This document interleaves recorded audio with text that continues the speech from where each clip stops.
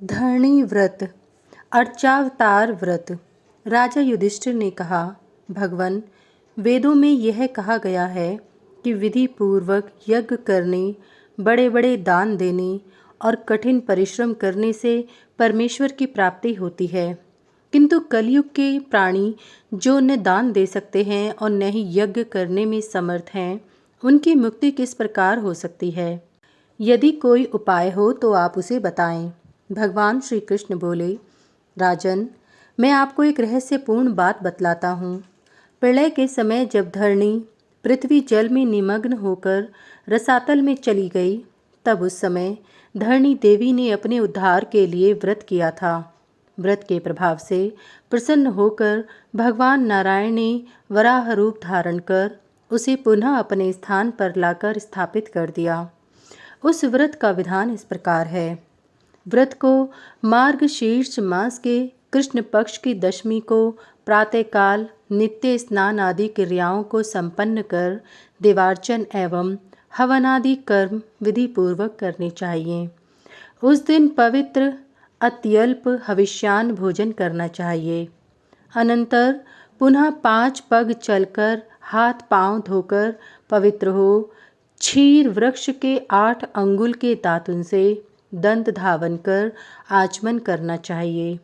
जल से अंगों का स्पर्श कर भगवान जनार्दन का ध्यान करते हुए वह दिन व्यतीत करना चाहिए। एकादशी को निराहार रहकर भगवान के नामों का जप करना चाहिए। द्वादशी को प्रातः नदी आदि के पवित्र जल में स्नान करना चाहिए।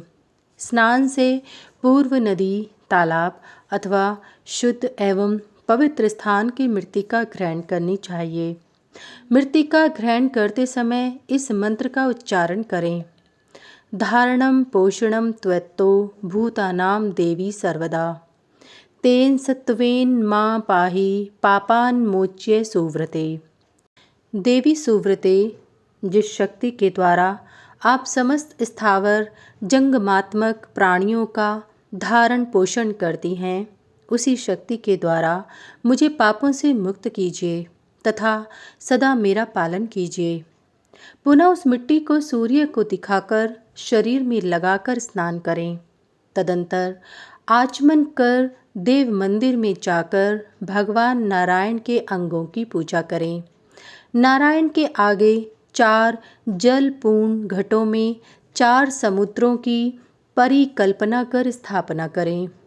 उन घटों पर तिल पूर्ण पात्र स्थापित करें। घटों के मध्य एक पीठ के ऊपर जल पात्र में सुवर्ण, चांदी अथवा काष्ठ की मत्स्य भगवान की प्रतिमा बनाकर स्थापित करें। यथाविधि उपचारों से उनका पूजन कर प्रार्थना करें। रात्रि में वही जागरण करें।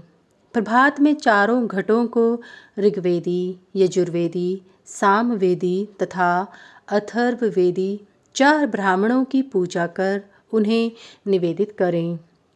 जल पात्र में स्थापित भगवान मत्स्य की प्रतिमा ब्राह्मण दंपति को प्रदान करें। ब्राह्मण को पायसान्न से संतृप्त कर पश्चात स्वयं भी भोजन करें। राजन, इस विधि से जो मार्गशीर्ष कृष्ण द्वादशी का व्रत करता है, उसे दीर्घायु की प्राप्ति होती है।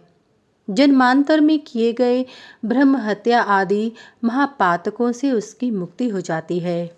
यदि निष्काम भाव से व्रत करता है तो उसे ब्रह्मलोक की प्राप्ति होती है, इसमें कोई संदेह नहीं। इसी प्रकार स्नान आदि कर पौष मास के शुक्ल पक्ष की द्वादशी को उपवास कर भगवान जनार्दन की कूर्म रूप से पूजा करनी चाहिए। माघ मास के शुक्ल पक्ष की द्वादशी को उपवास पूर्वक भगवान वराह की प्रतिमा का पूजन कर ब्राह्मण को दान करना चाहिए। इसी प्रकार फागुन मास के शुक्ल पक्ष की द्वादशी को उपवास पूर्वक भगवान नरसिंह की प्रतिमा का, चैत्र मास के शुक्ल पक्ष की द्वादशी को भगवान वामन की प्रतिमा का, वैशाख शुक्ल द्वादशी को परशुराम जी की प्रतिमा का, ज्येष्ठ मास की शुक्ल द्वादशी को भगवान राम लक्ष्मण की प्रतिमा का। आषाढ़ शुक्ल द्वादशी को भगवान वासुदेव कृष्ण की प्रतिमा का।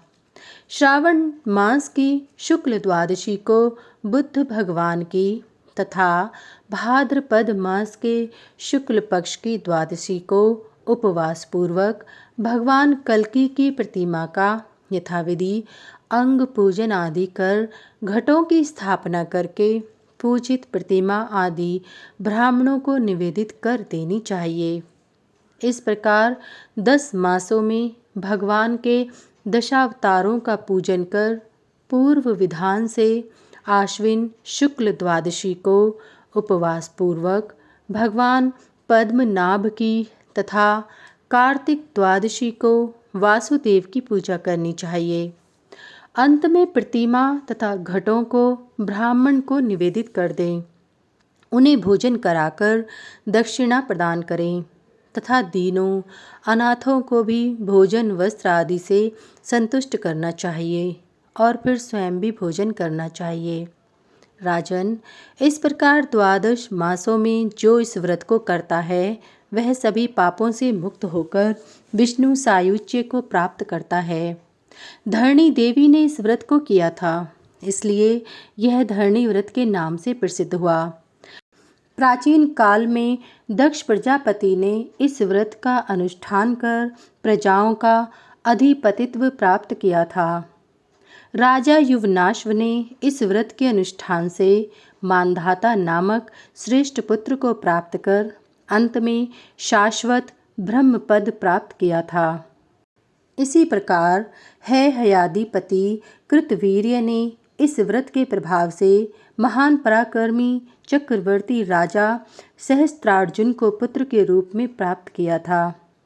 शकुंतला ने भी इस व्रत के प्रभाव से राजश्री दुष्यंत को पति के रूप में प्राप्त तथा श्रेष्ठ भरत को पुत्र रूप में प्राप्त किया था।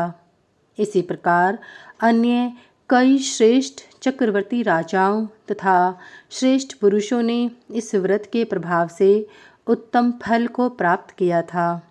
जो भी इसे करता है भगवान नारायण उसका उद्धार कर देते हैं।